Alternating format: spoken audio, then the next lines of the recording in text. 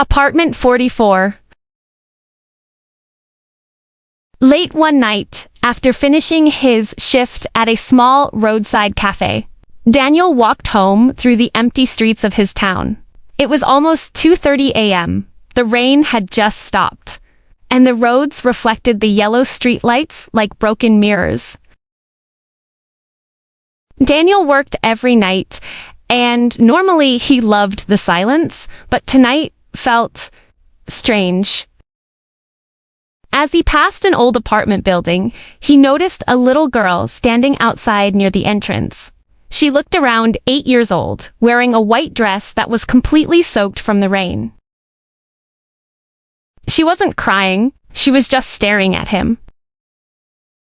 Daniel slowed down. "Hey, are you okay?" he asked. The girl pointed silently toward the apartment building behind her.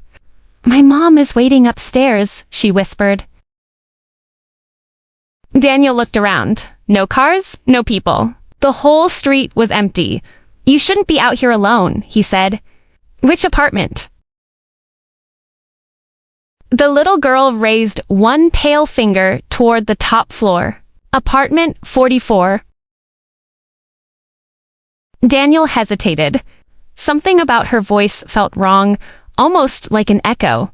Still, he couldn't just leave her there. "All right," he sighed. "I'll walk you upstairs."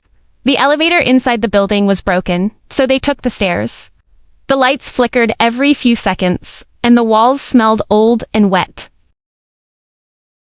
As they climbed, Daniel noticed something strange. The girl's footsteps made no sound. He looked down.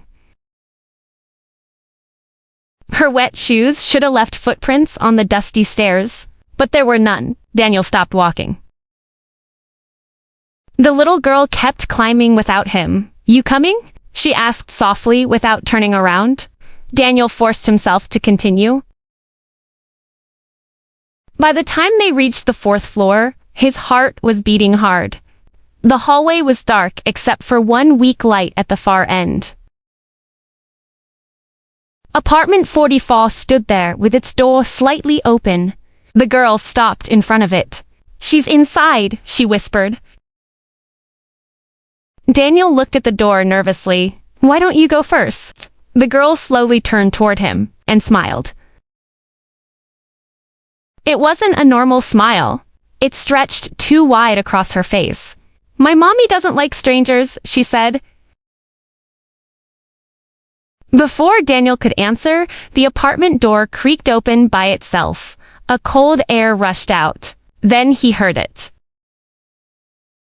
A woman's voice inside the apartment. "Emily, did you bring him?" Daniel froze. The little girl looked back into the darkness of the apartment and nodded slowly. "Yes." The hallway light suddenly went out. Everything became black. Daniel pulled out his phone and turned on the flashlight. His breathing became faster as the beam shook in his hand. The apartment door was now fully open, but the little girl was gone. "Hello?" Daniel called. No answer. Then, bang! A door slammed somewhere inside the apartment. Daniel jumped. He should have left.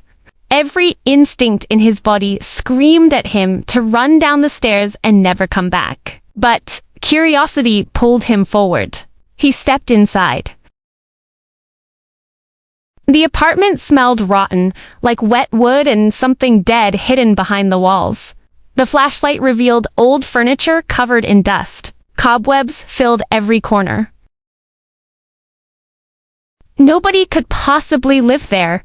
"Emily?" he whispered. Silence.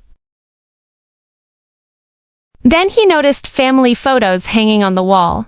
In every picture, there was the same little girl standing beside a woman with dark hair.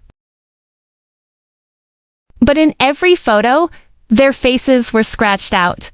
Daniel's stomach tightened. His flashlight suddenly flickered. Then stopped on a newspaper lying on the floor. The headline read, Mother and daughter found dead in apartment 441998. Daniel felt the blood drain from his face. Slowly, very slowly. He lowered the flashlight. Behind the newspaper was another photo.